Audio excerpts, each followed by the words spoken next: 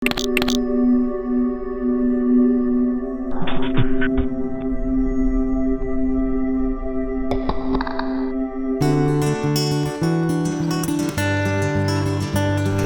ikastolak badu elkarbizitza proiektua, non gure ikasleekin lan egiten dugun berdintasuna, aniztasun trataera eta aldi berean integrazioa.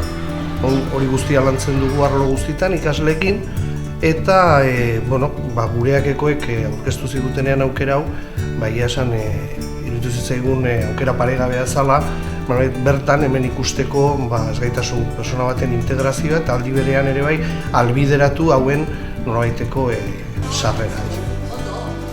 Bialdunun kurrikuluna gureakea eta eskaini zidaten printzipioz urtebeteko hemen hasteko zea eta kontentu balduma zauden bigarrengo urtea berritzeko eta ja 4 urte daramat.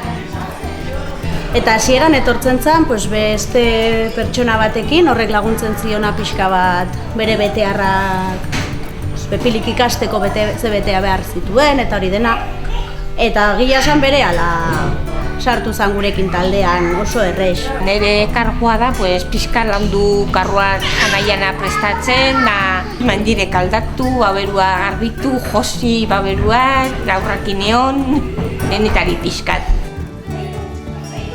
Pilik egiten duen guztia guk egin behar genuen, umeekin egoteko aukera gutxiago genuen eta horrela oskoz lasaiago umeak ez ditzen ditugu eta Pili aldiz laguntza handia ematen digu gauzak antolatzen, behar dugu materiala, behar ditugun gauzak txukuntzen eta antolatzen eta batzuetan ere umeekin egoten.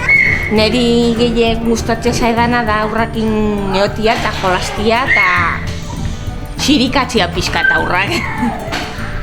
Umea eduki ditu, asko gustatzen zaizkiolako umeak eta ama izan nahiko zuelako, baina hemen ere lan egiteko hori ondo etorri zaio, baina aldi berean da azkenean bere izateko ere hemen lan egiteko oso nadana.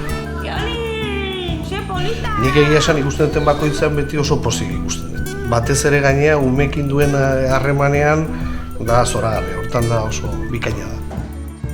Pili jubilatzean, porque hemen espero dugu luzerako egotea, uste jarraituko genukela besteren batekin, baina oraingoz Pili eta Pili luzerako.